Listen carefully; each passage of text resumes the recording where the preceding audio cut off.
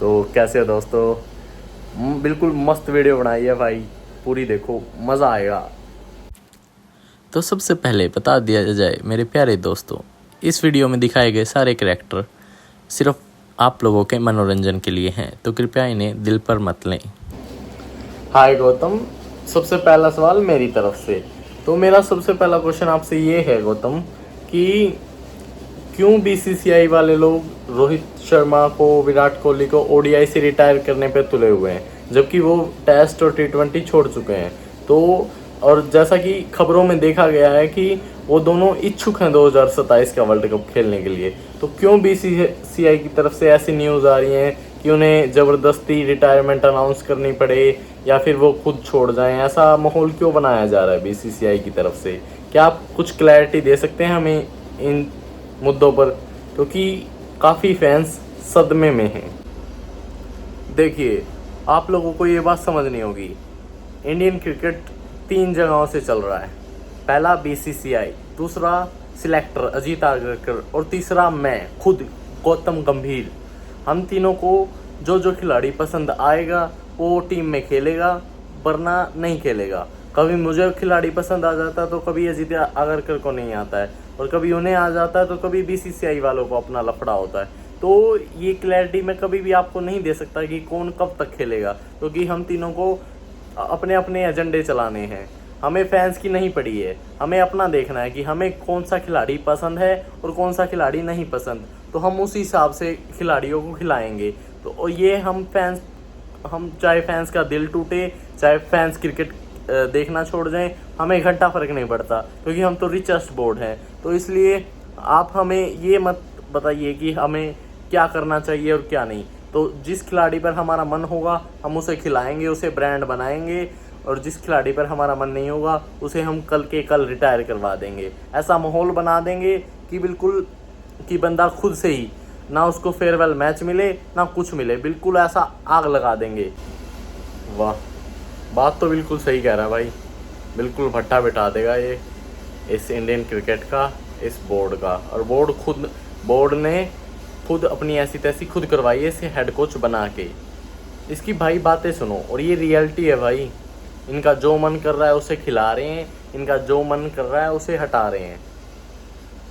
इन लोगों को पता है कि वो रोहित शर्मा और विराट कोहली ऐसे आदमी हैं, उन्हें लगेगा कि इंडियन क्रिकेट को हमारी नीड नहीं है या कुछ ऐसा हो रहा है, तो वो खुद रिटायर कर जाएंगे बिना फेयरवेल मैच लिए। और ऐसा ही उन्होंने किया टेस्ट मैच में, वो दोनों खेलना चाहते थे, लेकिन इन लोगों की, इस गौतम गंभीर की, मैं आपको लिख के दे रहा हूँ, ये जब से ये आया ना, ये बहुत शातिर है। ये सामने सामने कैमरे के सामने ऐसे मिलता है विराट कोहली से, रोहित शर्मा से कि हा मेरा कुछ नहीं चल रहा। बट ये आदमी चाहता नहीं है कि किसी को अच्छी रिटायरमेंट मिले या किसी को फेयरवेल मैच मिले। ये बंदा मतलब ये सोच के आया, इसकी पुरानी भड़क है, आप लोग जानते ही हैं ये कितनी खुन्नस खा के बैठा हुआ। अब खुद सोचो, इसके दिमाग से, इसके चेहरे से पता चलता है कि ये दिमाग में कितना कुछ लेके बैठा है विराट कोहली के प्रति। और ये ऐसे नहीं जाने वाला कि इसको हेड कोच बनाया और इसने भाई भाई मान लिया। विराट कोहली ज़रूर ये मान लेता होगा कि भाई हाँ हेड कोच बना है, सीनियर है, कोई बात नहीं, अगर कुछ पहले हुआ है तो कोई बात नहीं। ये नहीं, ये दिमाग में लेके बैठा है और ये वैसे ही रिएक्ट कर रहा है। पहले टेस्ट से रिटायरमेंट करवा दी बिना फेयरवेल मैच दिए, और अब ओडीआई से कैसे पीछे पड़ा हुआ है। ग्रेटेस्ट ऑफ ऑल टाइम है भाई ओडीआई का, लेकिन उसके पीछे पड़ा हुआ है।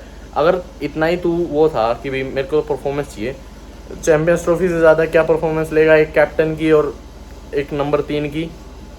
नंबर 1 बैट्समैन है ओडीआई का, नंबर 1 कैप्टन है तेरे पास, क्यों अगर एक बार भी अगर ये अफवाह है क्लियर करा के, नहीं ऐसा हो ही नहीं सकता, मैं अपने खिलाड़ी, इतने बढ़िया खिलाड़ियों को नहीं जाने दूंगा, क्या मीडिया में आके सब भाई इसी के एजेंडे हैं, यही चाहता है और कोई नहीं चाहता, ना सिलेक्टर चाहते ना बीसीसीआई चाहते। ये सारी साजिश इसी की करी हुई है भाई, इसी की, गौतम गंभीर की। हाय गौतम, मेरा आपसे ये क्वेश्चन है कि जब ये जो एशिया कप होने वाला है, इसके क्या स्क्वाड होने वाला है, किन किन खिलाड़ियों को जगह मिल सकती है, किन नए खिलाड़ियों को जगह मिल सकती है और किन का पत्ता कटने वाला है? क्या आप कुछ क्लैरिटी दे सकते हैं हमें? देखिए, ये बात मैं आपको पहले भी समझा चुका हूँ, ये हमारी एक स्ट्रेटजी का पार्ट होता है। हम मैच से सिर्फ एक दिन पहले अगर हमारा बस चले ना, तो हम स्क्वाड भी मैच के एक दिन पहले रिलीज करें, ताकि सामने वाले हैरान हो जाएं, ये खिलाड़ी कहाँ से आए, उन्होंने तो कभी देखा ही नहीं आईपीएल, वो तो कभी देखते ही नहीं हमारे इंडियन क्रिकेट के मैच, उन्हें तो बिल्कुल सरप्राइज होगा। पहले दिन 0 पे ऑल आउट कर देंगे हम सामने वाली टीम को, एक ऐसा नया बॉलर खिलाएंगे। ये हमारी एक स्ट्रेटजी है, आप लोगों को ये समझना होगा। इसलिए हम नहीं चाहते कि हम पहले खिलाड़ियों का नाम दे दें और उससे हमारी स्ट्रेंथ पता चल जाए सामने वाली टीम्स को। फिर वही बकचोदी, मतलब मैं मान गया अभी किसी और टीम ने भी स्क्वाड के बारे में नहीं बताया है, रिलीज नहीं किया है, बट इसकी बकचोदी देखो। एक दिन पहले ये स्क्वाड रिलीज करना चाहता है, इसके दिली तमन्ना देखो। इसकी स्ट्रेटजी ये नहीं है कि अच्छी प्रैक्टिस करें, नहीं, एक दिन पहले एक दिन पहले स्क्वाड रिलीज करें, इसका मन मर्जी चले तो। भाई क्यों? आईपीएल नहीं देखते हैं वो लोग, या उन्हें हमारे खिलाड़ियों को नहीं पता है? ऐसा तो है नहीं तू सीधा डोमेस्टिक क्रिकेट से उठा के लाएगा बंदा, लाने तूने वही केकेआर के बंदे, ये लोग देखते नहीं हैं।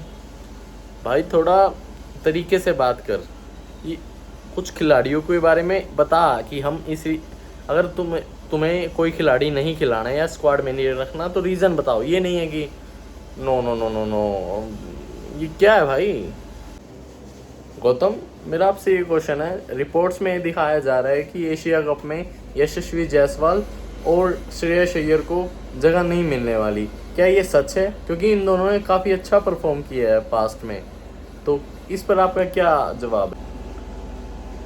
देखिए, मैं अभी आपको जस्ट मिनट पहले मैंने आपको समझाया है, हमारे इंडियन क्रिकेट में हैं 3 पोस्ट, एक जो बीसीसीआई, हेड कोच, सिलेक्टर।